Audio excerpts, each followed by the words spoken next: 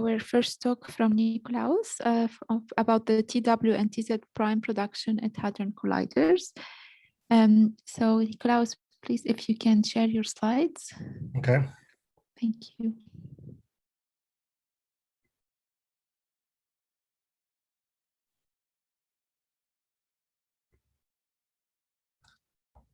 All right. Can everybody see it?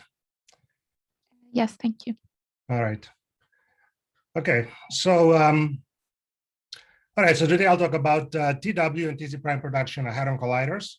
I'll start with introducing the soft gluon formalism for calculating corrections, including one loop, two loop, and three loop results. And then I will give numerical results on TW production and TZ prime production. The numerical results on TZ prime production were done in collaboration with Marco Guzzi, and those on TW production with Nodoka Yamanaka. So first, let's discuss what are the soft gluon corrections. So they are corrections that arise from soft gluon emission, and they're very important for top quark processes. In fact, they are known to dominate and provide excellent approximations at both NLO and when known at NNLO to numerous top quark cross-sections. So all single top channels, steady bar production, production of top quark with bosons even in BSM physics and so on. And in fact, yesterday there was a talk by Matthew Forslund on our work on TQH production, where it was shown that they are a good approximation at LHC energies. And so we're considering processes of the form partons F1 and F2 collide and they produce a top quark in association with a W boson or a Z prime boson in this particular talk. So V denotes generically a W or a Z prime. And then we define the usual Mandelstam kinematical variables, S, T, and U. And then a variable, S4, a threshold variable, that's the sum of these variables minus the sum of the squared masses of the particles in the process. And this variable S4 goes to 0 at partonic threshold. And basically, it's a measure of any extra radiation and soft gluon emission. So when you're close to partonic threshold, it means you just have enough energy to produce the given final state, not necessarily at rest. It can be at a given transverse momentum, for example. But once you specify the state, you just have enough energy to produce that. And then the leftover energy for soft gluon radiation is very small. And so at the partonic threshold limit, S4 goes to 0. So this incomplete cancellation of divergences appears in the terms of plus distributions of logarithmic terms that involve this variable S4. So the exact form is logarithm of S4 over M squared to the kth power, where k goes up to 2n minus 1 for the order alpha s to the n corrections. And then m is a hard scale, which we take to be mt, the top quark mass in the case of TW production, and mz prime in the case of tz prime production. Now, these corrections can be resummed, and they can be resummed in my formalism. They can be resummed for the double differential cross section. So not only you can calculate total cross sections, but also differential distributions, single and double. And when you have when you require next to leading logarithm accuracy, one requires 2 loops of anomalous dimensions, and at n cubed LL you need 3 loops of anomalous dimensions. And then what we do is we expand the resum cross section to finite order. This way we avoid prescriptions that deal with the infrared singularities. And so by matching to exact NLO results, we can produce approximate NNLO and approximate n cubed LO predictions for cross sections and differential distributions. So the soft gluon summation is done in moment space. We define a moment variable n, and then we write the cross section in n space as a transform of the physical cross section. So these are Laplace transforms like that. And then this cross section factorizes into a product of functions that describe the emission of different quanta. So psi1 and psi2 describe collinear emission from the incoming partons. H is a hard function that describes a truly short distance higher scattering. And then S is a soft function that describes non-collinear soft gluon emission. So this function S satisfies a normalization group equation given here in terms of soft anomalous dimensions gamma.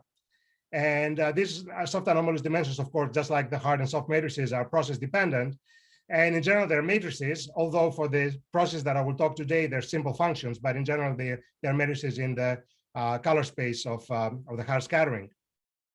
And so you can solve this normalization group equation and evolve the soft function. And this basically gives you the sum formula in addition to the normalization group evolution of these functions as well. So by doing that, you get an exponentiation of these logarithms. And that's what soft Gluonish summation is about. So I will start with TW production. And so these are the leading order diagrams. And the calculation at one loop has been known for a while. I did that over 15 years ago, the one loop calculation. So this is the result for the soft anomalous dimension at one loop. And then at two loops, I did the calculation, it's over a decade ago. And this is the result in terms of the one loop anomalous dimension. And then K2 is basically the light-like cusp anomalous dimension. And then the three loop result calculated a couple of years ago. And the result is this. So it's longer, and then K3 has a long expression that I'm not showing here.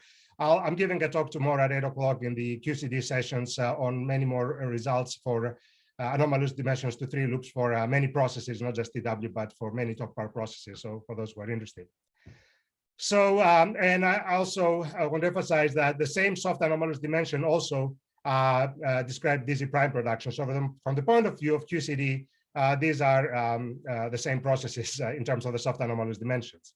Okay, of course, they're very different processes, but from the point of view of QCD resummation, you get the same soft anomalous dimensions.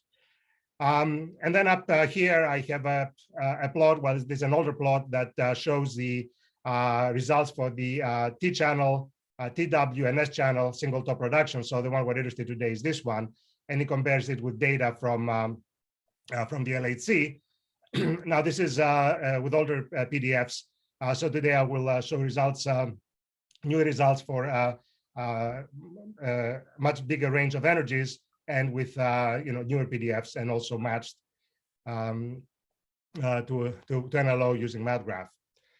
So so this is I'm studying now the portion of TW production at high energy colliders, and this is work in collaboration with Nodoka Yamanaka, and this is the preprint where you can find more information. So what we wanted to do is basically update the past results on TW production with newer PDFs and also with matching to MathGraph, but also, more importantly, explore this cross-section at not just at LHC energies, but at future collider energies. So all the way up to 100 TeV, so covering all possible future colliders up to 100 TeV. So the first thing we did was we wanted to see how the cross-section depends on the PDF set. So we tried for, the previous calculations were done with MMHT 2014. So we wanted to see what happens with updated PDF like CTEC 18 and PDF 3.1 and MSHT 20. So we did a calculation for the NLO cross-section first, and for the various PDFs here. And of course, they're you cannot see much from the graph of sigma versus root S. So here in the inset, we show ratios with respect to the central MMHT PDF that was used before, and we see quite a spread for the other PDFs, for the newer PDFs relative to the older ones. Now, this is using NLO PDF. Now, if we do the same exercise, but using NLO PDF from all these sets, we see that there's not so much difference. So the sets are more consistent when you use NLO, even compared to the past sets. And for us, this is the most important thing because we're doing NLO and beyond calculations. So we're using the NLO PDF sets in the end. So there's not much difference, therefore, in the sets that are used to calculate the higher order cross sections. So that's the first thing we wanted to explore. And then, more importantly, in fact, probably that's the most important part, is this plot here on the left. We wanted to see how the NLO cross-section, the exact NLO cross-section, compares with the approximate NLO cross-section. And when I say approximate NLO, I mean the leading order cross-section plus the soft gluon corrections at NLO. So these lines, so the exact NLO is the black lines, and the approximate NLO are the red lines, including the scale dependence. So the solid lines are from nu + mt, and then the dashed lines are with the variation at NLO, and similarly at approximate NLO, I show the variation. And you see that not only is the approximation good at lower energies, which we already knew, but even all the way up to 100 TeV, we have an excellent approximation. So you see that the curves are very close to each other, and there's only a few % difference or less between the approximate and exact cross sections, which tells you that the soft gluon approximation is excellent, and therefore it makes sense to try to calculate higher order corrections in this approximation. So the soft gluon corrections are dominant, and then in this plot we show the leading order full NLO, approximate NLO, and approximate n-cube leading order cross sections, and then the K factors with respect to leading order, and we'll see that the higher order corrections are very significant. So the result for the cross section at A n cubed LO at 13 TeV is 39.9 picobarns, and at 14 TeV is 47.1 picobarns. And then we show also the scale and the PDF uncertainties as well. And then here at this plot, I show again the A n cubed cross section with scale variation. And these are, here are the K factors. And again, the black lines are at A n cubed leading order, and the blue lines are NLO. So we see reduced dependence on the scale relative to NLO. And then finally, this plot, just for comparison, I compare the TW cross section with other cross sections with vector bosons like TD bar gamma, TD bar Z, and so on, and show that TW is a dominant one. Of course, all of the other ones are important also in in testing the standard model and looking for new physics, but TW is far larger than all the other ones. All right, and then finally for TW, these are the top quark PT distributions at 13, 14, and 100 TeV, and then the rapidity distributions again at 13, 14, and 100 TeV. And again, I show leading order NLO, ANLO, and AN cubed LO results, and you see that again you have large corrections at higher orders. Okay, then I'm moving on to TZ prime production in various models of BSM beyond the standard model. And this is work I did with Marco Guzzi, and it's been published recently here. And we studied two different models. One is with FC and C interactions, so anomalous couplings. So you can have TUZ prime or TCZ prime couplings, and these are the kind of graphs you have. Or you can have models with initial state tops. And this is the kind of graphs we have, and this is the kind of interaction terms. All right, and then this the Lagrangian for the case of anomalous coupling. So in the next few slides on the left hand side, I always show plots with anomalous couplings, and on the right hand plot, on the right hand side, I show plots with the model with initial state tops. So the first thing I show for both cases is the cross section as a function of root S. Of course, I have to make a choice for the couplings in both cases. Okay, so these are the choices we make. And then we plot it for 3 different choices of mass, 3 TeV for MC prime, 3 TeV, 5 TeV, and 8 TeV. And you see how, and we plot A and LO and leading order results. And then the K factors are shown here, and you see that the corrections are quite large. Then in these plots, we show the cross-section as a function of the mass of Z prime for certain energies, 13 TeV, 27 TeV, 50 TeV, and 100 TeV. And again, this is for anomalous couplings. This is for initial state tops. And this includes also PDF uncertainties using the CTEC 14 sets. And again, the K factors are large, as you can see from the inset plots. Specializing to the case of the LHC at 14 TeV, this is the cross section as a function of MZ prime for the 2 different models. And we show the, again, leading order NLO and ANNLO results. Again, this is the approximate NLO is matched to NLO using MATGRAPH. So the NLO results are exact, and then on top we add the NLO soft gluon corrections. So again, as you can see, the K factors in both cases are very, very significant. So it's important to include these corrections.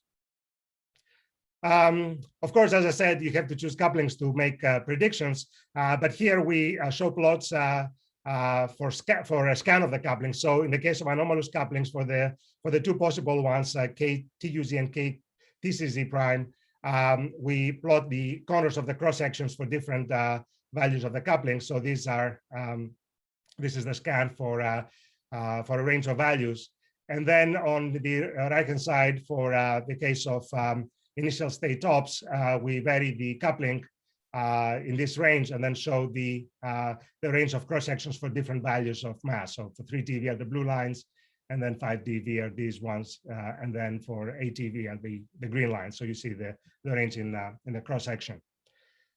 And we can also calculate top quark transverse momentum distributions, and we did that here. So these are results at hadron TeV PP collider, and we show again results at leading order NLO and ANNLO for different values of energies, 3, 5, and 8 TeV. So that's for both cases. And then the K factors again show that the corrections are quite significant. Okay, so that's it. So to summarize, we've studied soft gluon corrections and their summation for TW and TZ prime production. For TW production, we showed numerical results all the way to approximate n-cube leading order, and we saw that the soft gluon corrections are dominant all the way to 100 TeV. And then for TZ production, we studied in various models, and again, we saw that the higher order corrections are very significant. All right, thank you. Thank you very much, Nikolaos, for your very nice talk. So any questions? Okay, maybe I have two naive questions, if possible. Okay. For your approximation, I saw like you have a few % difference between ANLO and NLO. Yeah. So that this will hold as well for NNLO and N3LO. This is the assumption, right? Well, yeah. I mean, we you know, these are assumptions. I mean, this has been tested for TD bar production because we know the NNLO results for that, and so it's an excellent approximation even at NNLO. It's very good. It's you know, of the order of 1% or less.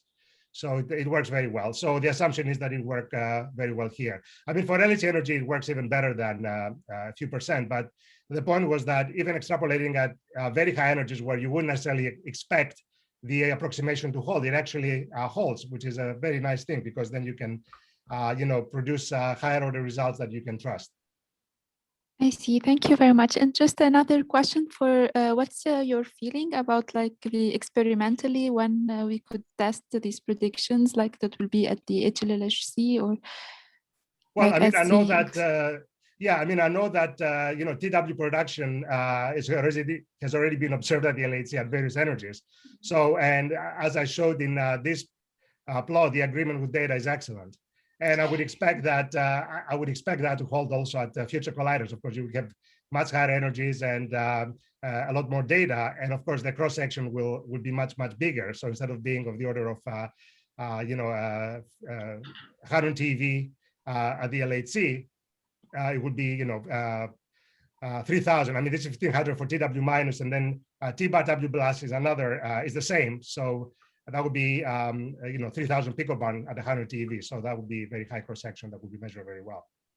Yeah, I saw actually the data points, but I just was wondering if they are still dominated by experimental errors. If I mean, maybe at this point, well, that's they cannot. No.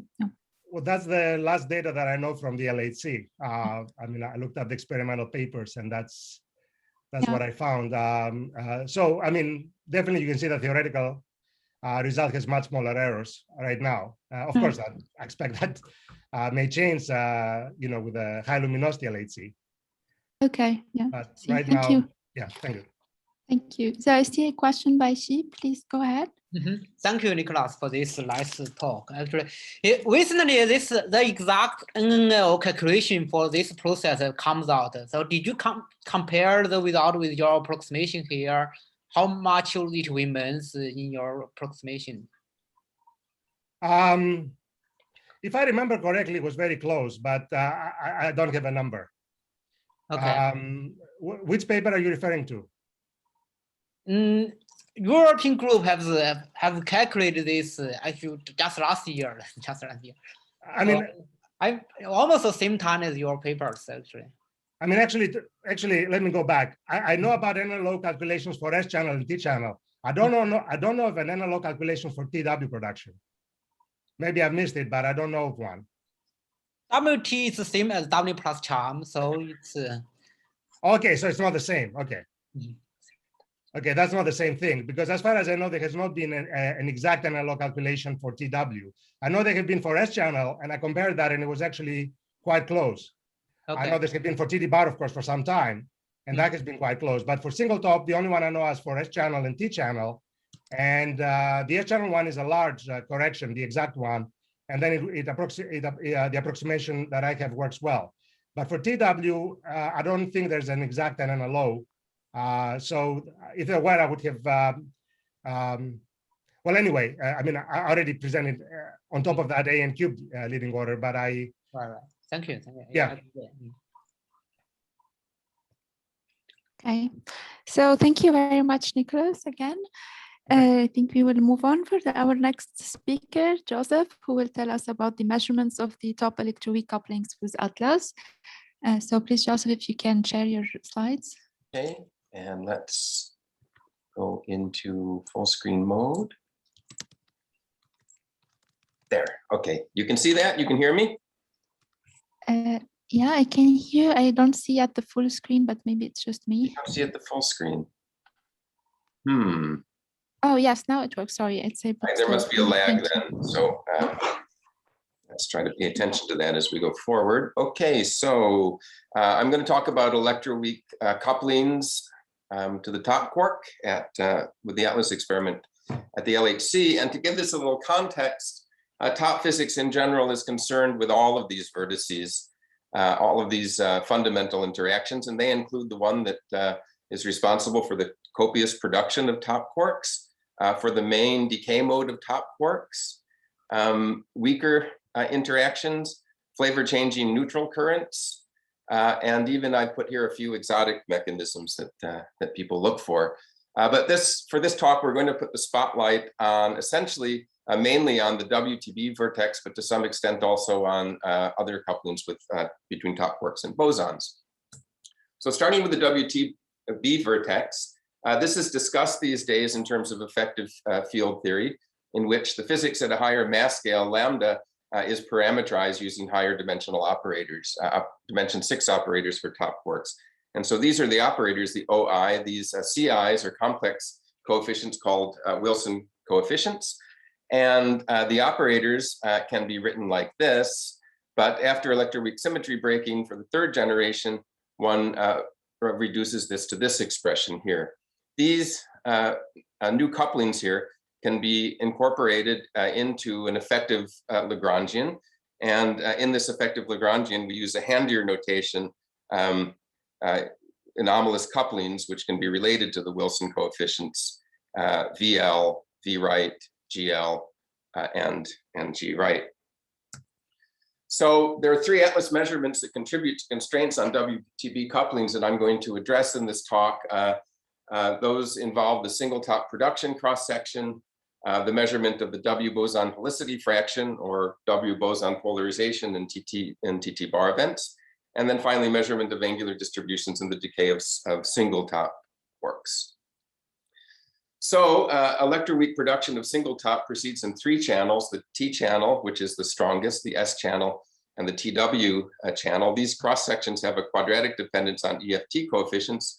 Also, due to the prevalence of uptight valence quarks in the proton, the production cross section for single top is larger than single anti-top. And for T channel, this has now been measured at 3 energies for both top and for anti-top.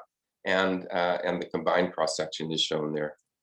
So the most precise measurements that we have are still at square root of S of 8 TeV. You can see that there's a few measurements at 13 TeV. They're not very high precision right now. The T channel is based only on 3.2 inverse femtobarns, and more work is in progress on that. The cross sections can be interpreted in terms of a form factor FLV times VTV, the CKM matrix element, and the FLV incorporates the effect of all BSM physics. So here you can see a compilation of all of the cross-section measurements interpreted in terms of FLV VTB, and this is all these are from the 3 channels, and everything is in agreement with the standard model here. Okay, so now we move to top quark decay, and what you need to understand in top quark decay is that there are really 4 final states according to the helicity of both the W boson and the B quark. These final states are really intermediate states because the W decays, and so you really have 4 paths to the final state, and there's 4 transition amplitudes which are involved. They interfere with each other pairwise. So in principle, it's possible to measure the 4 transition amplitudes and 2 phases. However, the transition strengths are so weak in any transition that involves the right-handed B quark that we don't expect to be able to measure that phase. One accesses this, by the way, by doing angular analysis. So having measured these fractions in this phase, one can relate that to the anomalous couplings, or alternately to the Wilson coefficients. So the first analysis that I'll discuss is the helicity fraction measurement. This is carried out in, a second, I think I've gone past my, yes, okay. The helicity fraction measurement in top quark decay, this is an 8 TeV measurement, and the main innovation of this measurement is that it uses both the leptonic and the hadronic side in the lepton plus jets channel.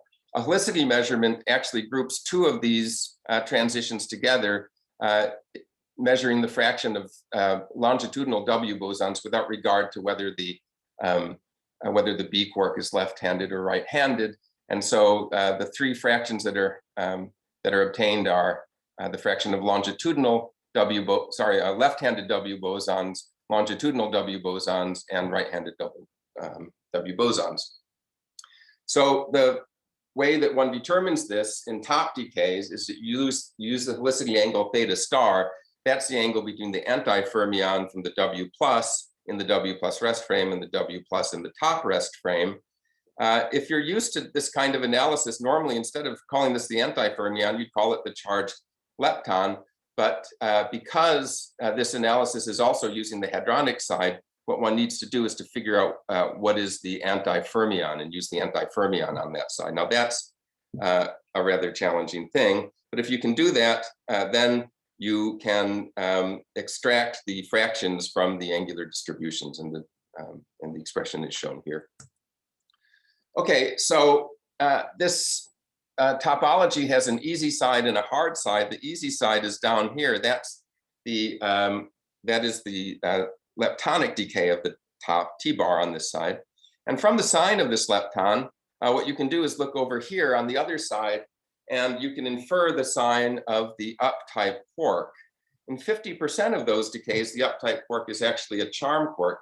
So now, if you would actually be able to identify the charm quark, you are thereby able to identify the anti-quark, which is an S bar. So that's the basic idea. That isn't exactly how the analysis is done. Instead, all of this is thrown into a kinematic fitter, which infers the kinematics of the double decay process, and also the the probable flavor of the quark on the hadronic side. So this fitter incorporates flavor-specific and eta-dependent transverse functions that relate the jet energy to the quark momentum. Transfer functions also from the missing ET to the neutrino, Bright-Wigner distributions for the top and the W mass, and especially flavor-specific PT-dependent B-tagging variable probabilities in all of the jets. So then that likelihood is maximized over the event kinematics and also over the quark flavor assignments. That's up to 120 combinations, and the combination with the highest likelihood is accepted.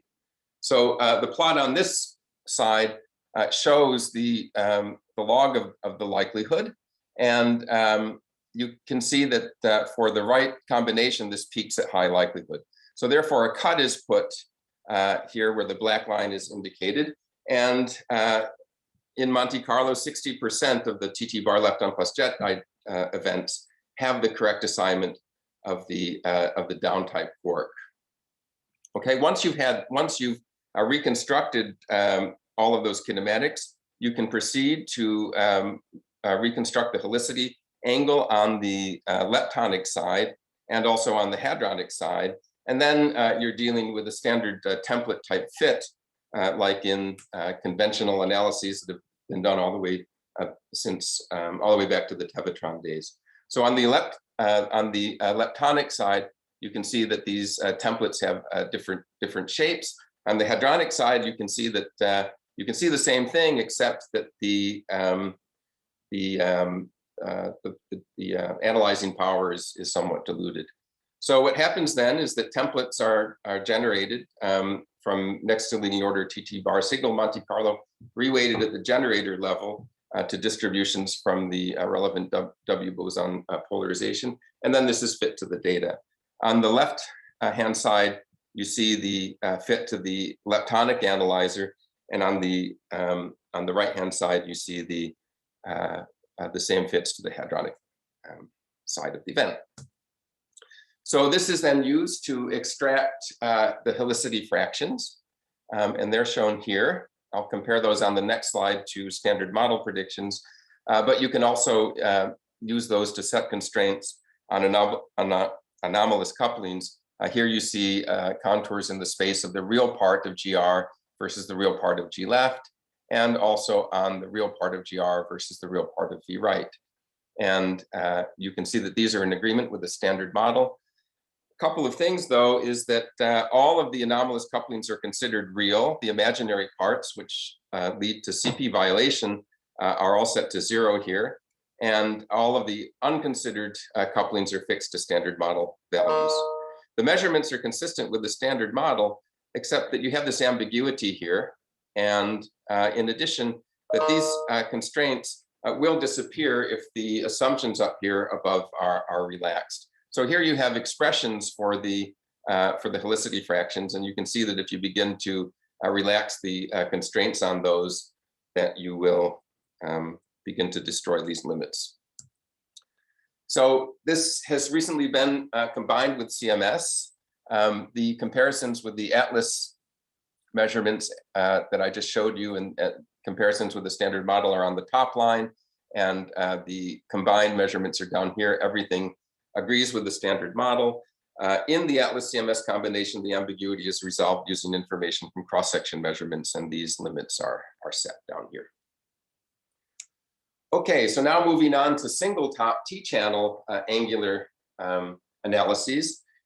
In the T-channel, the top quark, shown here, happens to be almost fully polarized along the direction of the spectator quark, which is the quark on the other side that recoils against the top quark. Because of this circumstance, it turns out to be germane to analyze not one, but 3 angles in single top production decay. The first is the polar angle in the top decay, and the second are the polar and azimuthal angles in the W decay from the top. So here is a expression here on the right-hand side of the page for the angular distribution. In this expression, what you'll find are these amplitudes that I referred to earlier, these transition amplitudes, and also the polarization. So as long as the polarization is non-zero, you have access to more of these amplitudes than you ordinarily would in the helicity fraction analysis. So there has been a series of analyses from Atlas. These first started with a double differential cross-section and then a triple differential cross-section. And the way these analyses work is that the triple differential decay rate is decomposed into Fourier components, into orthogonal functions. And decomposed in this way, there's only 9 that correspond to the decay of top quarks. Projections into 2 dimensions for some of these are shown here. So the analysis does a Fourier proceeds from a Fourier analysis and uses an analog, a higher dimensional analog of the convolution theorem to relate this to the Fourier components at the parton level. This is shown here, the nine Fourier components compared with the standard model expectation. And from this, one can continue to interpret that data in terms of helicity fractions. So we measure F0 plus, which is the fraction of B's which happen to be right-handed in events that contain longitudinal W's. This is a unique measurement. And F1 plus, that's the fraction of B's which are right-handed in events with transverse W's. So these measurements are shown here, and the constraints in this parameter space are shown here. This is in perfect agreement with the standard model. We also measure in that analysis the fraction of transverse W bosons, F1, which is related to F left from the helicity fraction analyses. And we measure delta minus, which is the phase between these 2 transitions that we're able to actually resolve. So these measurements are shown here. And then again, this is in almost perfect agreement with the standard model. Standard model point here is shown in red. Now you can go on and interpret these in terms of anomalous couplings. And now these limits are make no assumption on any of the other anomalous couplings, fully constrained. So here we have G left over V left and versus V right over V left. And again, this is not an independent measurement, but a different way of interpreting what I showed on the previous page. And this is in great agreement with the standard model. And we also have here the imaginary part of G right versus the real part of G right, both normalized to V left. And this again is in perfect agreement with the standard model. So the next 2 slides that I'm going to show you involve couplings of top to other vertices. Those couplings can also be described with either anomalous couplings or Wilson coefficients, or in effective field theory. There's a new measurement of TT bar Z production. This is an updated measurement, and total and differential cross sections are measured. You can see here that the signal is extremely clean. The signal is 3 and 4 lepton final states. And in this analysis, one unfolds the differential distribution both to particle and to parton level. So here you have the PT of the Z unfolded to particle level, and in the second plot here at parton level, and another distribution here. There are actually many differential distributions which are presented in this analysis here. Whoops, went ahead too much. Also, the inclusive cross section is measured, and this is shown down here. Atlas hasn't actually interpreted these in terms of anomalous couplings. That kind of interpretation one can find from CMS. Atlas instead has chosen to present deconvolved, say unfolded distributions that can be used for that kind of analysis. Okay, and the gamma TT vertex, again, can be described in terms of anomalous couplings. there is an updated measurement of total and differential cross-sections. This one uses the full run-to data sample. You can see again that the signal here is very clean. In fact, this measures the production of TT gamma and TW gamma. They can't be distinguished because they lead to the same final state here. So one measures them together and presents differential cross-sections as well as total cross-sections. Okay, so I'll conclude. So we've reviewed 3 analyses which are related to the WTB vertex: single top cross-sections, W boson polarization and top quark decay, and an angular analysis of single top T-channel events. The observables are F1, F0 plus, F1 plus, delta minus from single top angular distributions, FLV, VTB from cross-section measurements. They represent 5 independent observable quantities. Helicity fraction measurements provide the best precision on 2 of these parameters. They're independent of each other, but dependent on those previously mentioned. The WTB vertex is described by 4 coupling strengths and 3 relative phases, and 3 relative phases, 7 parameters. An ideal way to use all of this information would be to combine it, but correlation and systematic uncertainties make this challenging. The measurements which are being designed now have a future combination in mind, and also total and differential cross-sections in TT gamma and TTZ are measured now with the full run-to data set. And I think this presages rich opportunities to fully investigate the ZTT and gamma TT vertices. So I'll stop there. Thank you very much, Joseph, for your nice talk. So any questions?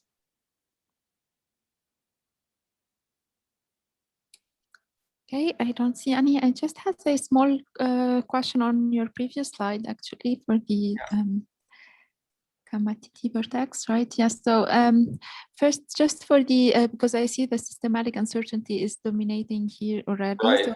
So the modeling, or it's this one is really a mix of things. The initial state radiation is a large contribution. Parton shower is also a large contribution, and luminosity is also non-negligible. Okay, I see.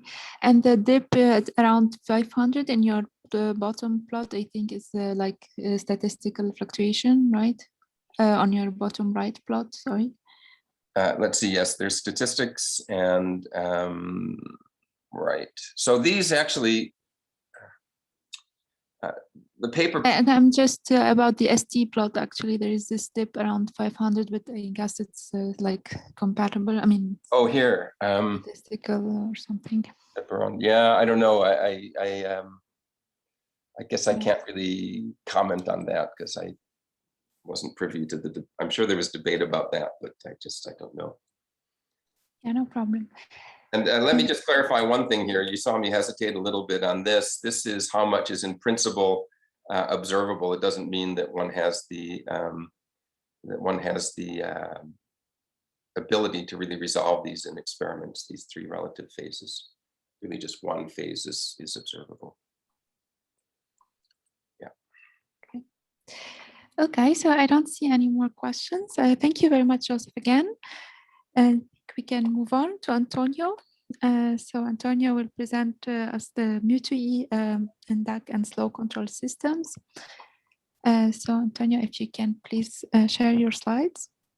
Okay. And you have 15 minutes. Thank you. Can you see? Yes. Okay. Hi, everyone.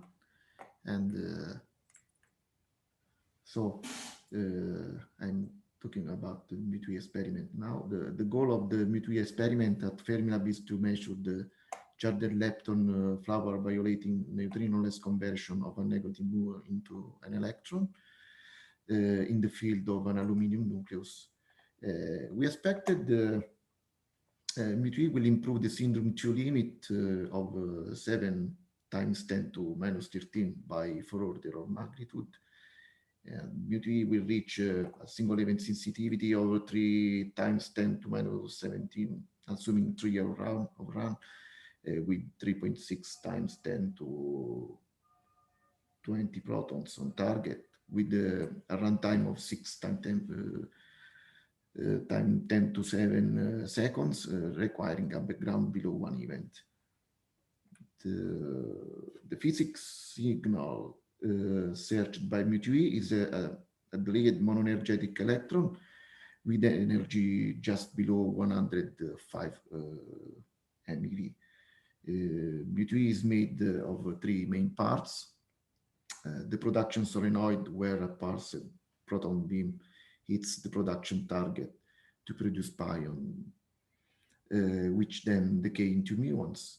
The transport solenoid, where the muons get transported to the detector solenoid, where they are stopped in the aluminum target, and the production solenoid, where if conversion electrons are produced in the stopping target, they move through the tracker and calorimeter where they can be measured. The plot below shows the timing of proton pulses, which have a separation of 1.7 microseconds. In pink, the pion arrival decay time. In blue, the muon arrival decay time, and dashed the muon decay capture time. The live windows is the time window for which mu2e will analyze data, which starts about 700 nanoseconds after the proton pulse, and ends just before the following proton pulse. So after the brief introduction on mu2e experiment, in the next slide, the few slides, I'll present the mu2e DAQ component diagram, the DAQ readout scheme, the online DAQ or TS DAQ overview, and the slow control in its integration of TS DAQ. So the monitoring and slow control GUI, and the slow control integration with the state machine and alarm handling, and again the conclusion. So here, this is the mu2e DAQ system architecture. On the left, there are the front-end devices named readout controller, rocks in the drawing, which are integrated with the mu2e detectors, the extinction monitor, the tracker, and calorimeter. In the middle, the component that will be placed in the DAQ room are shown, and these are specialized servers that run the online DAQ software responsible of data taking by the data transfer controller, here DTC, in the drawing, and connected to the optical link via optical link with the rocks. Also here, servers are responsible of event building and trigger filtering, and at the end, the data aggregation and transfer to persistent storage by the data locker software. This is the readout scheme of mu2e DAQ. It consists of 3 main layers. The data concentration layer with 396 readout controllers and 69 data transfer controllers that have Kintex 7 FPGA for data readout. Here also a large front-end buffers allow to average data transfers over the log of spill time. And in the middle, we have the event builder layer, where the online DAQ processes the data for event building. We estimate 800 threads on 40 nodes for right liver trigger for a processing time of 5 milliseconds per event. At the end, the storage decision layer performs event aggregation and the storage. The detectors generate 40 gigabytes per second of data, which are processed and sent to the storage JSON layer, where only a fraction of corresponding to 280 megabytes per second are written to disk.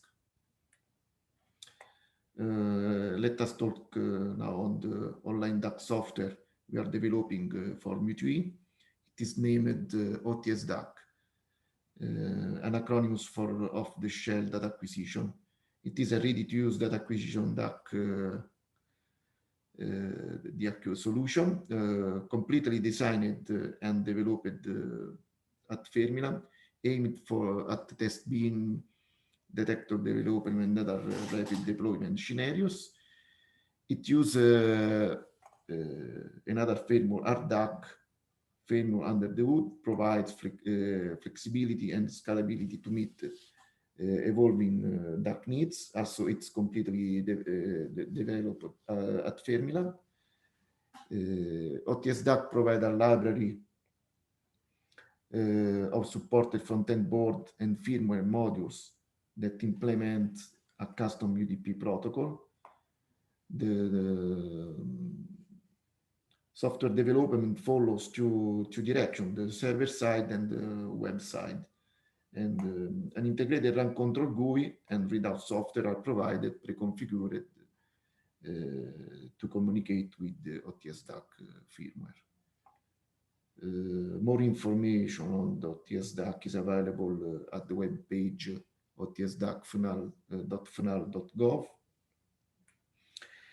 And this is the data flow diagram for web client request to the front-end slow control and data processing interfaces. The server side is developed in C++, code specialized to connect detector front-end devices and software framework. Each device is added through dedicated plugins, C++ classes inheriting from the appropriate class. The website is developed in HTML and JavaScript. Specialized code here is added in the form of web apps through HTML files that include appropriate JavaScript and CSS files. Sorry, I just want to say also that example of main plugins are the front end. Here, the front end interfaces code to communicate with an external device, e.g., there is plugin for the DTC or for each type of rack.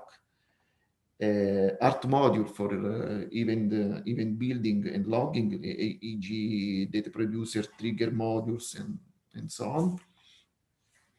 And the slow controls, the slow control interface plugin. And also here you can see the data consumer. There's a code for custom data handling, e.g. data stream to root for visualizer. Not shown here, there are also configuration table handlers. There's a particular code specialized for custom handling of configuration data.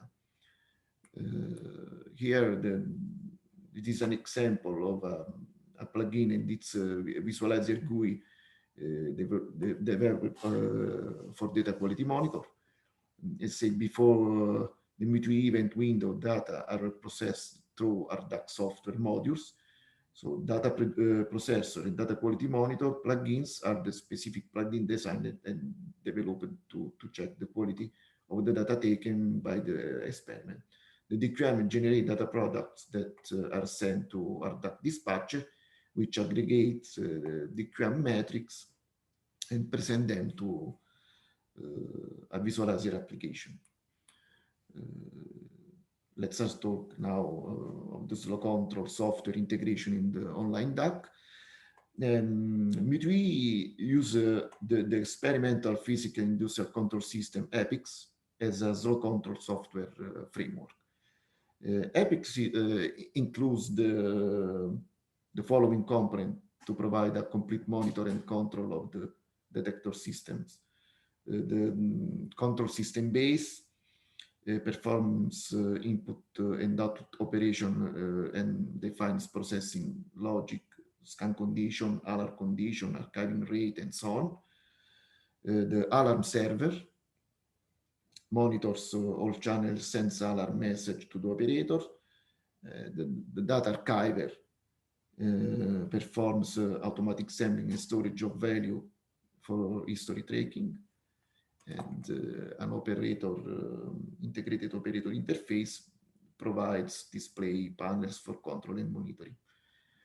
So this is the U2E slow control layout, where the slow control system EPICS is connected through the network to the U2E components. ACNET is the accelerator control network, a system of computers that monitor and controls the accelerator complex. The IFIX here is the system monitors environmental conditions like temperature, pressure, and also solenoid and fluid controls many of these entities for using the OAE for process control protocol, OPC, to communicate with EPICS. OTS here is the OTS DAQ software interface connected to EPICS. And the SQL RDBMS is the database management system where the slow control channel setting and history are stored. In OTS DAQ, we also have developed a GUI to monitor slow control channel and all channels of all U2E hardware, and it also uses the same interface.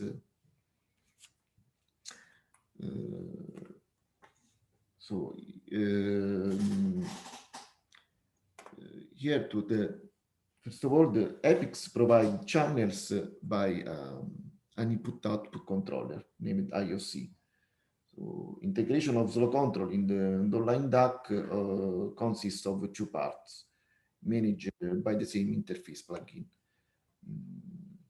First part is for monitoring of all U2E slow control channels where are available process variables information of all experiment. And the second part for sending process variable information and setting of DAQ hardware with EPICS channels and into the databases.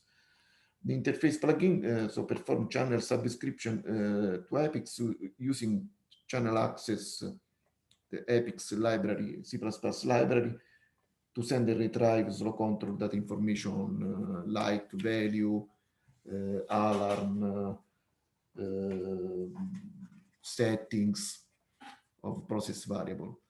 And also another kind of part of code of the interface plugin uses Postgres databases libraries to set and retrieve channels and alarm history from EPICS databases. With the slow control monitoring, so regarding the first part, monitoring, the OTS DAQ allows the user to monitor or interact with their own DAQ hardware. So this allows, first of all, to see things such as alarm warnings, readout, timestamp status, and second one is also the important future is the interact with via web interface that is lightweight, user-friendly, plug-and-play, and customizable. The scheme below us shows the essential part of the online DAQ software responsible of slow control integration, the interface connection with EPICS, the OTS DAQ supervisor that manages the interface, and the request handler that manages the web client request. They are developed in JavaScript HTML for the client side, and the server side is C++, according to the general design showed before. Sorry. Here, so to make to easily make and personalize the slow control monitoring GUI for different apparatus, we use the widget. Here there are the 3 examples of developed GUI for slow control.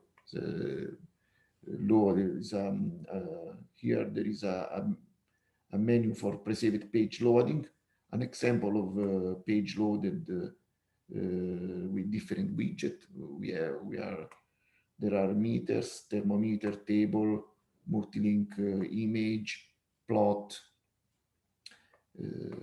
LEDs. And here on the right, there is a calorimeter monitor in the slow control GUI that we make. At the end, in OTS DAQ course, there is a state machine. The state machine to handle run processes and status, and also to handle one is the configuration and the data subscription to epics, where a new channel or new slow control settings is sent to epics archiver and IOC configuration databases.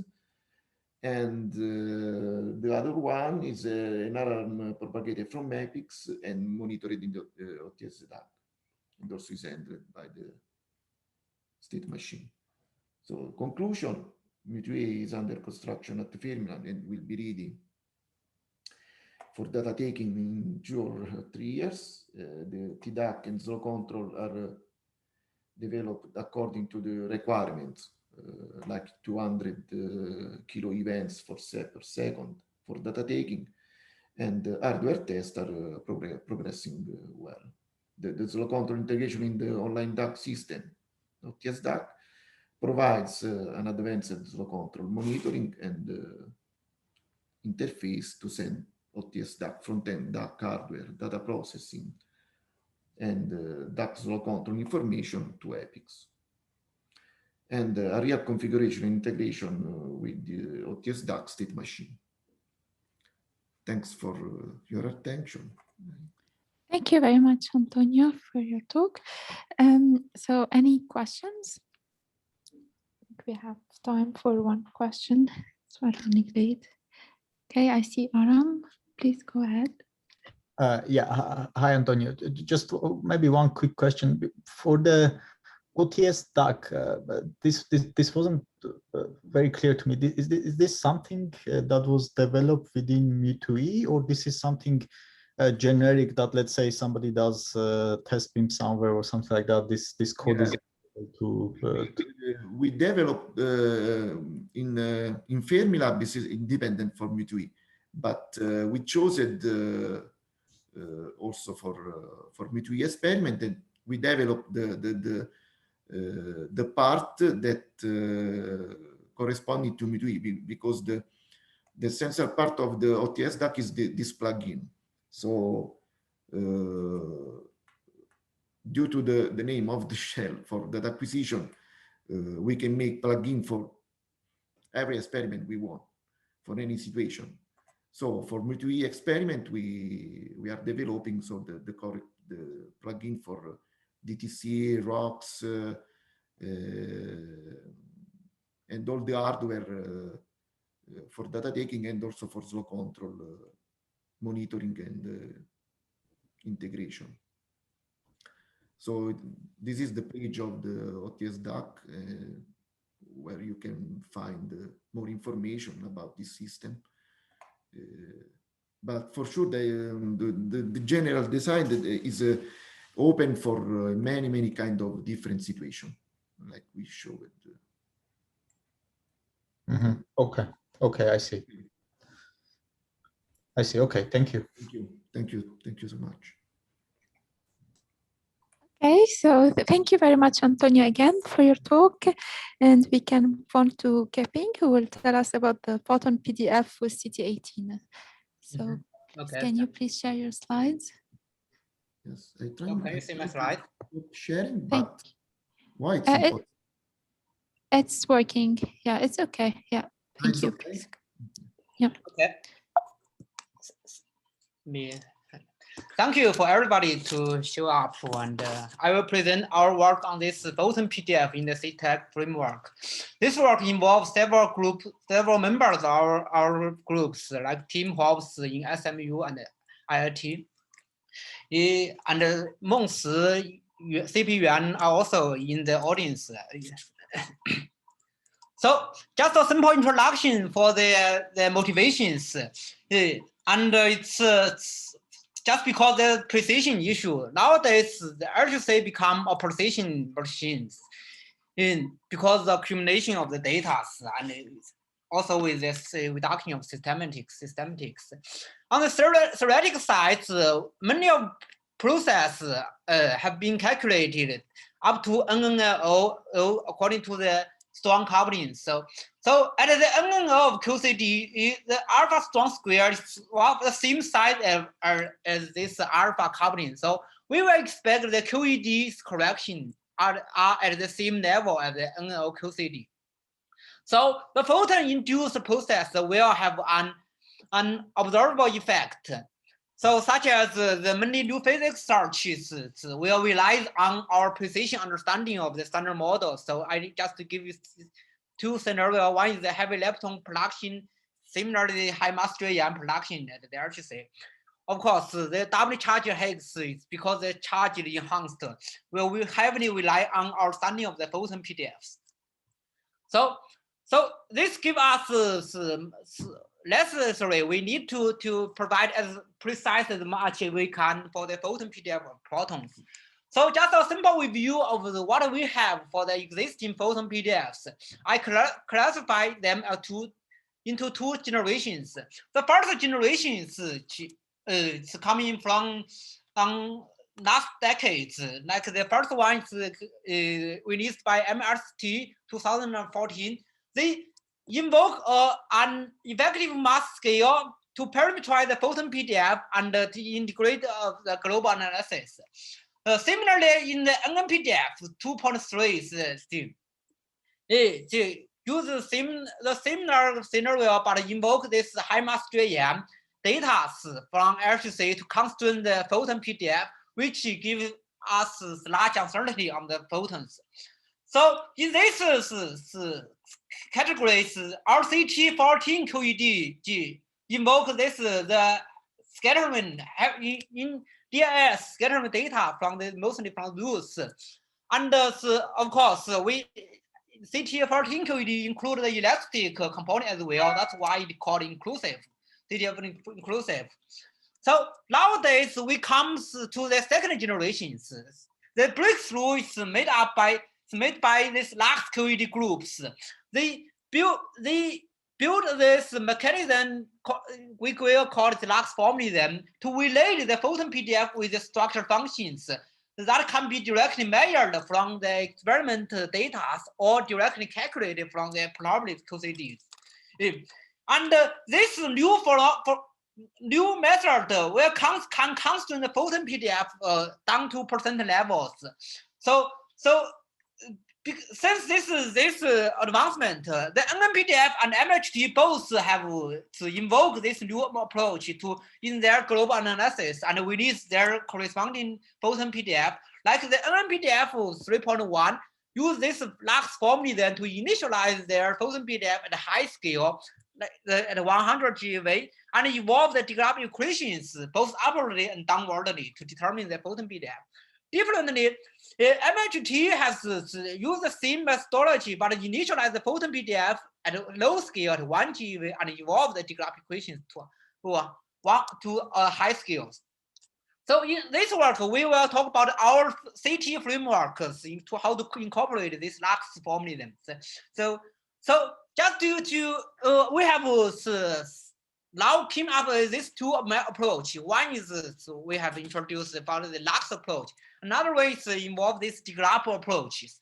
So in RCT framework, we have we need two sets. One is based on these two approaches. One is called CT18 NLO, directly to calculate the photon PDF, use this NLO formula.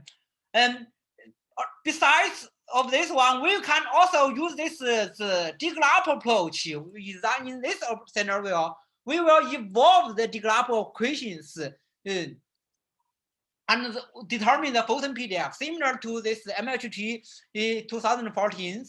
So here I just to give you first comparison, first impression about how it looks like, and for this existing photon PDFs, compare our CT18 NLO and CT18 QED with all other groups. So the take-home message is 3 points. The first one is that in the intermediate X regions, especially from 10 to -4 to 10 to 0.1, the regions, all these photon PDF sets give you similar error bands because the NLO formally then are used in all of them.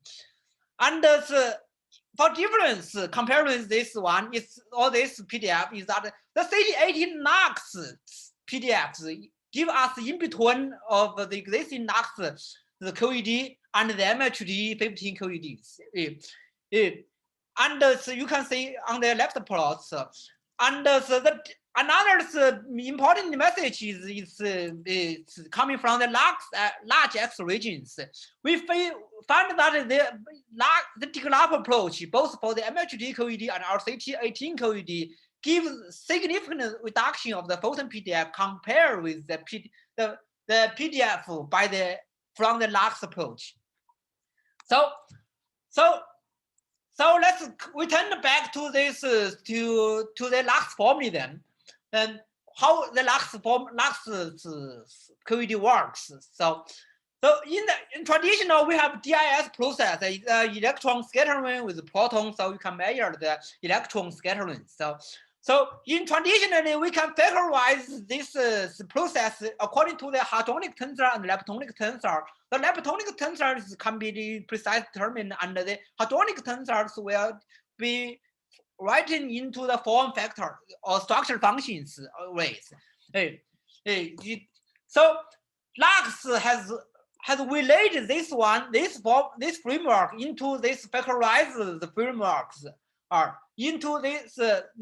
So on the right hand plots, on the figure, YFM diagrams, you can see that these plots can also be written down in your photon PDF from your proton and convolute with the Platonic cross-section, which is we present the scattering of the electron with your photons. So when relating these two approaches, we can derive this LUX master formula. Then I just to write down in this equations here. So the LUX equations have two parts. One is mostly related. These two approaches coming from this physical factorization in approach of the scheme. So in this one, corresponding to this structure function fully determined in your photon PDF, and the second term is called answer-bar conversion term, so matching when you do this factorization scheme. So the structure, as I mentioned directly, the structure function in FL and F2 can be directly measured from experiments or can be calculated through the probability QCD. So just to give the breakup of the XQ plans, how it is divided this the XQ range. So in general, we have three ranges. In the low energy resonance regions, we have this measurement from class or coming from the Christie-Bostic phase for the low energies data. In a little bit higher in the low Q square, we call continuum regions. That one we have the data or global phase from the Hermes. So we can directly taking the Hermes phase of the structure function in this low Q square continuum regions. So when you Q square energy square evolve to higher ones above. So here we choose this Lange squares.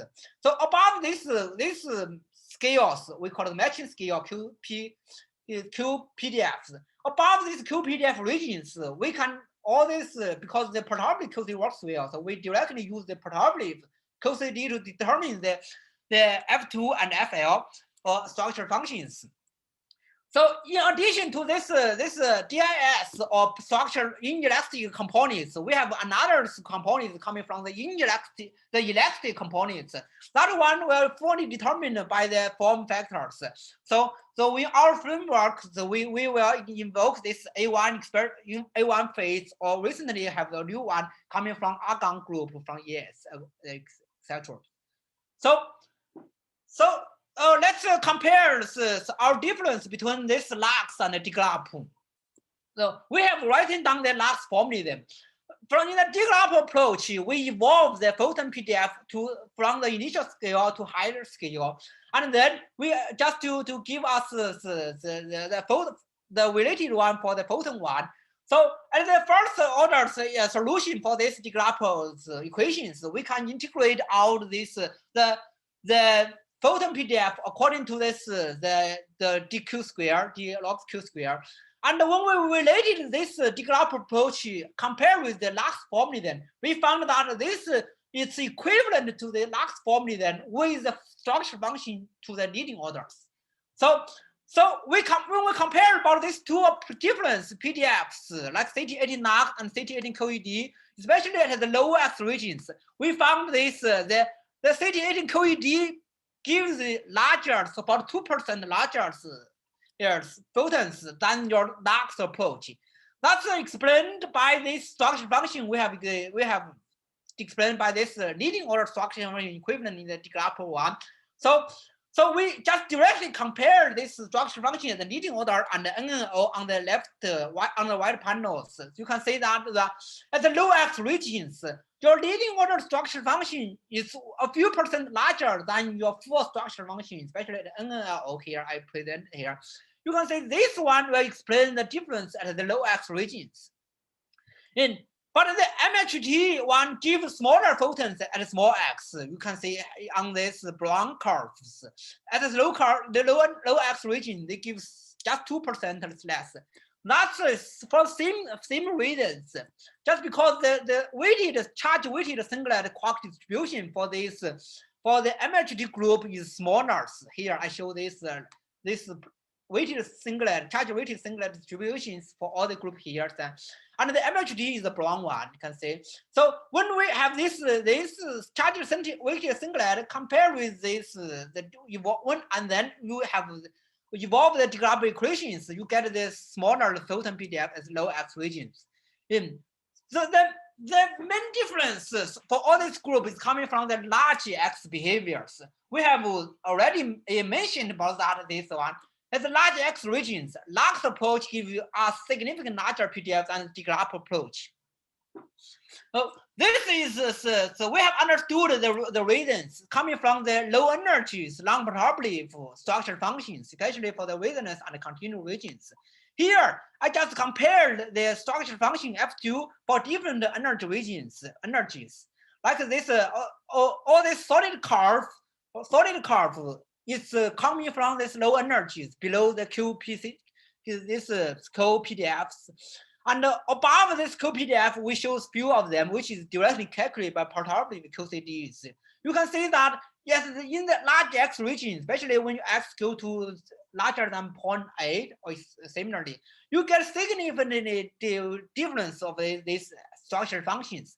And in the DGLAP approach with low initialization scale, because you initialize the Photon PDF at the low scale, and then your low scale PDF is directly determined by your low energy structure functions. That one will give you directly, because this structure function F2, yes, low energy is significantly smaller than your perturbable QCD's calculation. That one will give you significant reduction of the with this low QCD, low DGLAP approach at the low initialization scales. So another one is that this one it's because the uncertainty of the non-perturbable structure function is large. On the right plot, I show this the total error bands for different for the CT18 NAQ and the CT18 CoED For the CT18 QED approach, which we use the graph evolutions, we can have different initialization scale, like we have at default of CT18 NPDF, CT18 NLO PDF, we have 1.3 as the starting scale, but we can also have a little bit higher scales, such as we choose 3G or 4G, just above the matching scale of the QPDF. So you can see that compared with all these PDFs, error bands, we see that when you initialize the PDF at a low scale, below the QPDF scale, you get significant larger uncertainty at the large X values. But this one can be rescued, as I already showed this at a higher scale, just slightly higher above the PQPD matching scale. So you can get a significant reduction of the uncertainty if we initialize the PDF in the probability QCD region. So we have also explored other low Q-square uncertainties, like this, the elective form factors. We have the A1 polarized phase, which uses world polarized data, incorporated the two photon exchange corrections. Also, we have unpolarized phase, which does not include two photon exchange data. Similarly, we have low scale structure function from this class phase or from Christie-Bosty phase, and variation of R ratios, or similarly, we have a high twist contribution to the structure function or target mass corrections. So we compare with all of them here, for different PDFs, compare with the default CT18 DAQ or CT18 QED. We see that the take-home message for this plot is that at the low X regions, the PDF uncertainty is dominated by the quark and gluon PDFs. Which is through this probability calculation at high energies. But at large X regions, all other low Q squares structure function will enter. You can see for the last CT18 DAQ approach, the many at extremely large X region, the dominant uncertainty coming from this one, target mass correction. And similarly, for this CT18 QED approach, we have also have large uncertainty coming from target mass correction, but we also have others uncertainty like this, the gluon non-corresponding to the unpolarized elective form factor space. Another thing is just I need to mention in the slightly large, not so large, is around 0.1 to 0.8 or 0.5x range. There is big uncertainty coming from the R ratio, which is determined by this longitudinal transverse global phase of these ratios. We have choose a conservative way to vary these quantities by a factor of 50%. That's give us this one in these regions. So let's say the application of our Photon PDFs. So we just take a very simple example of dilepton Gioiosa production at the LHC 80 ways. So on the left plot, we show the absolute differential cross sections when with emergent mass increasing. You can see this, the differential cross section drops significantly when your mass increase. Yeah. So this one, and at the high mass tail, so you will expect that this one, the photon induced contribution will make a difference, make a big difference. On the white plot, we showed it actually explicitly. You can see that we all this are normalized to the CT18 NLO QCD calculations. At the large emergent mass, such as at 1 TeV scale, the photon induced dilepton production can make up about 5% production compared with the poor QCD calculation. Of course, we need to remember this will be relaxed a little bit by the electro-weak correction because it's selective. Yeah. So other process to explore, such as I mentioned about this doubly charged haze or TD-bar production, which is undergoing. So let me summarize and conclude. We have two Photon PDF sets. One is CT18 DAQ, one is CT18 QED, both based on the LAX approach and the DGRAP approach, respectively. The overall size of uncertainty agree with other group, like the LAX group or Measurement group. In the low X, in the intermediate X regions, in the LUX, our CT18 LUX PDFs is in between the existing LUX QED and the MHD, while the CT18 QED gives smaller PDFs. In the smaller PDF agents, the CT18 QEDs, we based on DAQ approach gives larger PDFs, about 2%, just because the equivalent linear abstraction function in the LUX formalism. And similarly, for the MHD QED, MHD15 QED gives smaller because the singlet, the charge weighted singlet PDF. At the large X regions, the DAQ approach gives smaller PDFs due to the long probability structure function, the low energy regions. And just because these same reasons, the low Q square initialization will give a larger functionality. So this will show up in the CT18 QED 1.3 GeV, but this can be avoided with the slightly larger initialization scale just above the probability QCD regions. So that's all for my talk. Thank you. Any questions? Thank you very much. Thank you. Yeah, I see there is a question from Robert. Yes, so you've made very clear, thank you, how you obtain the Photon PDF from the structure function and therefore from the existing quark PDFs, but it's not clear whether you then feed back that information. Do you take into account the QED evolution effects on the quark and the gluon? And if so, do you do that within the context of refitting the data? In the CT18 QED, we have evolved this QED evolutions, the 4 QED evolution. But we didn't we turn back to refit the data. So we just we have inspect this the differences. We have one plot show this singlet one, and here because the CT18 QED it's LUX is exactly the same as CT18 QED. The feedback is coming from the CT18 QED one. It's give us slightly different for this for the singlet here. We can or similarly for the quark one. So but we didn't perform the global phase. We turn back to perform global phase. We just assume that it's well effective with. Okay.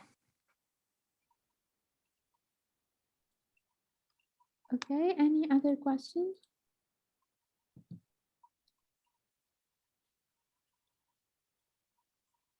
Okay, I don't see any. So thank you very much, Keping, again for your nice talk. I think we can move on for the last talk of our session today by Christopher, who will tell us about NLO electro-weak corrections for PDF processes. So please, Christopher, if you can share your slides. Hello, can you see my full screen and can you hear me? Yeah, thank you. Okay, thank you very much. And thanks for coming or staying. And I will talk about, a project in NMPDF where we try to include next to leading order electro-weak corrections into a PDF fit. And as you can see, this is still a work in progress. Sorry, and therefore I will take this opportunity to not, of course, present results in terms of fits, but rather a little bit highlight the tool that we've developed and that can also be used outside of PDF fits. So let me try to motivate this. I think there are a few people who were present yesterday in Emanuele's talk, and he presented NNPDF 4.0, which is the next major revision after NNPDF 3.1. And this PDF set aims in general for % precision and accuracy. And Emanuele showed the PDF luminosities, which you could see there are indeed 1% or below 1%. And I want to repeat this message basically and also show you this 1% precision in observables. So if you have a look at the plot here, you can see Drell-Yan, the Drell-Yan cross-section differentially at 14 TeV. At the X range, you can see the invariant mass that's scanned through. Here you can see the Z peak. And the plot to the right, you can see PDF uncertainties, where the blue line here is NNPDF 4.0, or rather the 4.0 candidate fit. And indeed, almost up to 1 TeV, you can see that the PDF uncertainty is 1% or even below 1%. At 200 GeV, this is indeed around 0.5%. So this is very precise. And of course, this is a very bold statement, and that necessitates to think about sources of contributions that have been neglected, and that one should then consider, at least in the future. And okay, there's a list of this. And one thing is theory uncertainties, and another thing is next to leading order electro-weak corrections. And this is exactly what I'm going to talk about. So this will not be the first PDF set that includes next to leading order electro-weak corrections. For example, MSHD20 has an electro-weak corrections for some of the processes, but what we aim in this exercise for is really electro-weak corrections for all of the processes, and that in turn necessitates to treat the data consistently. And this is what I will talk also later about. And okay, the practical advantage of including electro-weak corrections is obviously that you can include observables that receive large electro-weak corrections. So for example, if you have a look at the large mass region of Drelian, this is an observable that can be included in the PDF fit in that case. And also another example is large PT of the transverse momentum of the Z boson. And okay, those are of course extreme regions in phase space.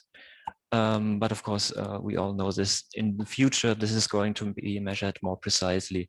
And then we can maybe hope a little bit to constrain the high X region more. Okay, and then what needs to be done? And this is what needs to be done, what we did, and also an outline of the rest of the talk. So first, on the theory side, what we decided is to use interpolation grids for the electro-weak corrections. And for that, we needed to develop a new tool, a dedicated tool, which is PineAPPL. This is interfaced with MatGraph, and it's also officially supported since release 3.1, which you can download since last week, I think. We also work on interfacing it with other Monte Carlos, for example, Sherpas. This is ongoing. Then on the other side, there's of course data. We cannot simply use the data that has been used in PDF fits. We need to carefully select the data when we include a next to leading order electro-weak corrections. And in particular, what we have to do is choose data where final state radiation is not subtracted. I'm going to talk about that later on. And also what should not be subtracted is photon initiated contributions. And there should be a proper observable definition, proper in the sense that we can calculate NLO electro-weak corrections. And then what we did is to write and test run cards for this tool chain here for all of the PDF processes that we want to include in the fit. This we did. And what we're doing right now is to run all of them and implement at the same time, change data, and then in the future we can run a fit. Okay, so let me talk about PineAPPL a bit more. PineAPPL is a tool/library for storing PDF-independent theoretical predictions in interpolation grids. And for those of you who do not know what interpolation grids are, let me give you an example where this is advantages. And the typical setup for, let's say, generating the plot that I've shown you before is that you write a run card where you specify all of your process parameters and the PDF set in a run card, and this you feed into the Monte Carlo. This will generate histograms, which has the PDFs baked in, and from the histograms you can generate plots. And the disadvantage of this process is, of course, that if you want to change the process, for example, if you want to study PDF uncertainties, choosing different PDFs, then you need to rerun everything again, and this is slow, and this is disadvantages in that situation. Instead, you can use interpolation grids, where you basically, instead of writing a histogram, you write an interpolation grid file. And the difference of this is that the interpolation grid is independent of PDF sets. And the advantage then is you generate this interpolation grid once. So this is the process that takes very long. And once you have this interpolation grid, you can perform convolutions with arbitrary PDF sets in a matter of seconds. So you can easily switch PDF sets, calculate PDF uncertainties, and so on. Okay, so I should mention before I go on that this is, of course, not a new idea. We have at least two tools that already do this, APPL grid and fast NLO. And let me very quickly sketch the idea of that. So what do you do? The idea is basically that you interpolate PDFs in terms of polynomials, typically Lagrange polynomials in this form. So you have a polynomial that captures the X dependence, and then you have numbers which capture the PDF information. And if you plug in that formula into the convolution, then you can basically see that you get a sum where you have the PDF dependent parts and the PDF independent parts. And this is the interpolation grids, this is the interpolation grid where you basically have the convolution of the partonic cross sections with those interpolation polynomials. And the applications of those interpolation grids are obviously, they are our input for PDF fits, but you can also, as I said earlier, study the impact of PDFs in observables very easily using those interpolation grids. And then, okay, I said we already have two tools. Why did we write another one? Well, we wanted to have support for electro-weak corrections, and this is not supported out of box, those tools. And in principle, adding support for electro-weak corrections straightforward in those tools, that's what we started with. But we saw that performance becomes very important and actually a crucial point. And then we basically rewrote a tool from scratch. Okay, now let me talk about what those electro-weak corrections are. And in the case of Drell-Yan, this is quite easy. So at leading order at Drell-Yan, we have one leading order. This is at alpha squared. And then we have the next to leading order QCD and the next to leading order QCD if we simply increase the powers in alpha S. And those are the orders that are included in all of the PDF sets that you get on the market. And what we want to include is at least this order that basically results by increasing the alpha order. This is the NLO electro-weak. And then in the future, when this becomes available, one could also think about including mixed QCD electro-weak corrections in a PDF fit. And a little bit more impressively is this NLO tower, that's how it's called, for top pair production. This is a little bit more complicated because it has 3 leading orders, 4 next to leading orders, and 5 NNLOs. And all of those red orders are, in principle, we can and should include in a PDF fit when we enable next to leading order electro-weak corrections. And PineAPPL supports all of them. Okay, now I've talked about theory. Let me go over to data. And one of the interesting issues is final state radiation that I mentioned earlier. So this has to do with what we actually measure when we measure lepton observers. So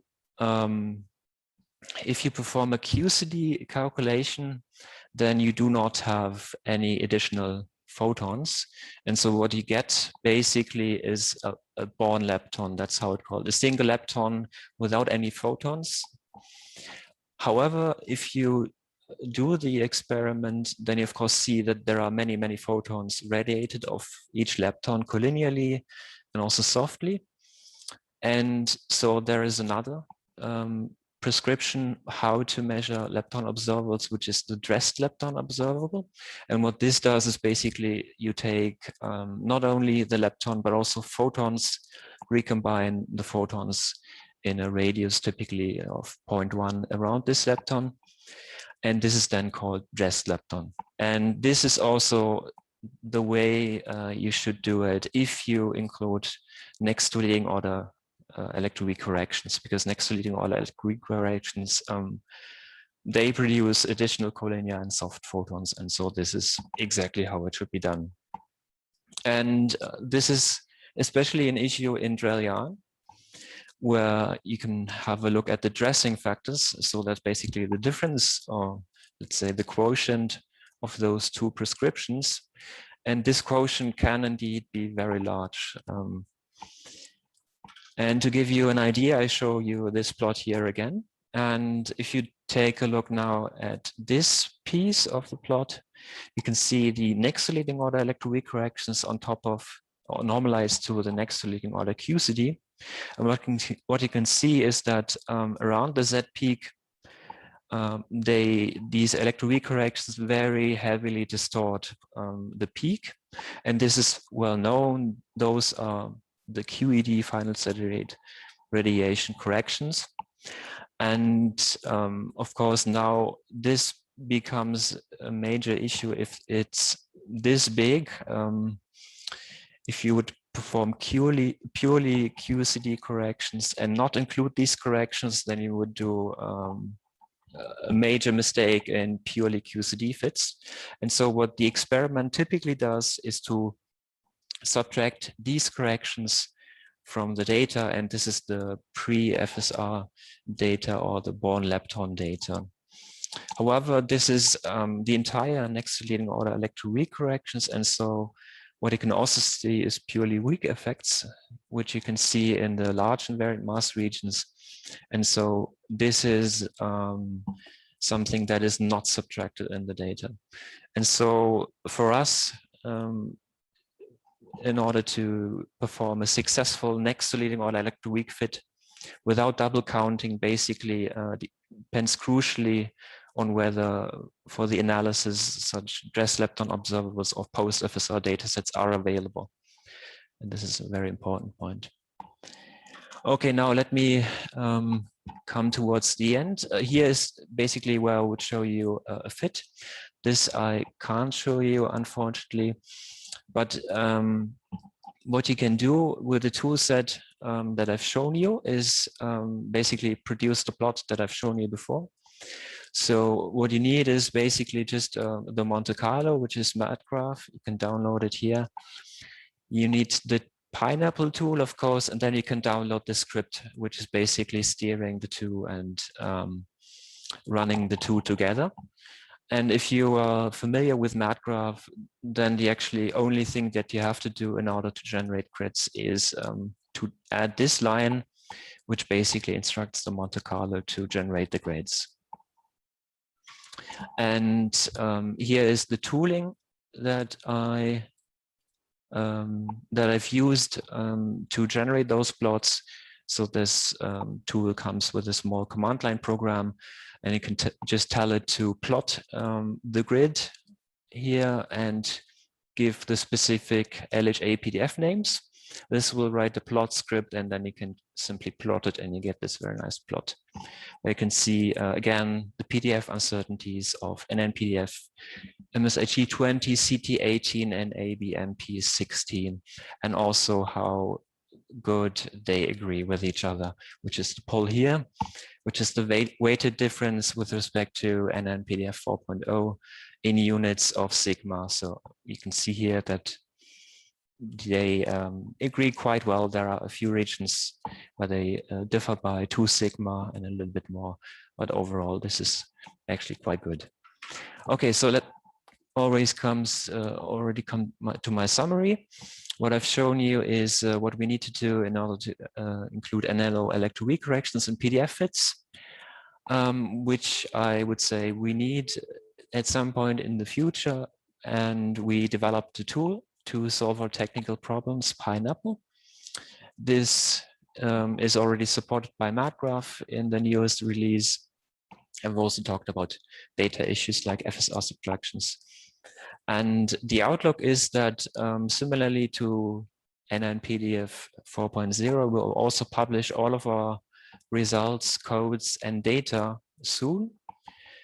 And in particular, all the grids that we will produce for the Atlas CMS and LHCb experiments, we will publish them. The tool is already public and open source, and hopefully in the not too distant future, we will have first fully and consistent NLO electro-weak PDF fits. Thanks.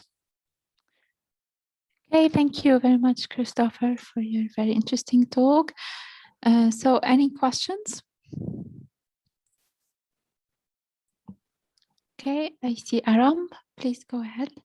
Sure.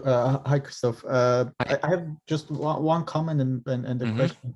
I think for the comment for the post-FSR measurements that you mentioned from experiments, I think this is fine for the muons, and we can certainly do this. But for the electrons, of course, it's a bit harder because it's kind of a little bit ill-defined what we have in our experimental data, given that we have, electromagnetic calorimeters and so FSR also measured there. So that's why we kind of tend to not publish post-FSR data, at least for electrons. But I agree with you, for muons, we can. Okay, I didn't know that. Thanks for letting me know. Right. So because some of the FSR photons are recovered in our calorimeters, so it's not easy to do this model independently under what we have in our experimental data. And then for the question on, I think it was on slide 7, maybe. This slide? No, next slide. Sorry. Next slide. I think when you started talking about data issues, maybe one more. Okay. Yes, this one. Yeah, I didn't quite understand this bullet point about when you say often see dress uncertainty. Do you say need to change systematic uncertainties? What did you mean here exactly? Yes, so often what we see is that we have a pre-FSR data set and the this dressed factor. But I think what often also the systematic uncertainties contain is an error on this derivation of this dressing factor. I think this shower inversion has an uncertainty, and this uncertainty goes into the determination of the pre-FSR dataset, I think. And so what we would need to do is to remove that uncertainty, I think. Okay, so yeah, no, okay. So the experimenters we have to provide enough information for you to be able to remove. Exactly. So basically all the systematic uncertainties subdivided. That's also something we would like to see in general. Sure. Okay, thanks. Thank you. Okay, thank you. So there is also a question from Simone. Yes, so thanks, Christopher, for the nice progress from this side. So I had a follow-up question on what Aaron was asking. So what we typically do in the experiments is also to evaluate these FSR corrections with photos or one of these resummation programs, which in some sense should be doing the QED better than an NLO electro-weak prediction. So I was actually curious to know two things. So the first one is if you know, I mean, I should probably know it myself, but how different the two things are. So if the NLO electro-weak for the QED FSR part is very different from these resummed approaches. And yeah, so that would be my first question. Okay, let me try to answer that first, then you can ask a second question. So of course, these FSR effects, they depend very heavily on how you set your bin limits.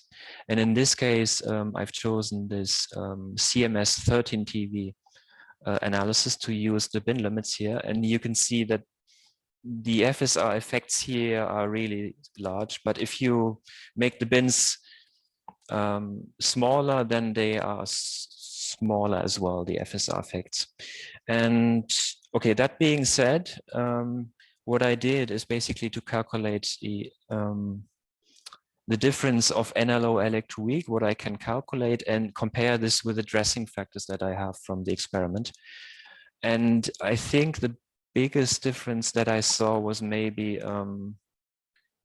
4%. I think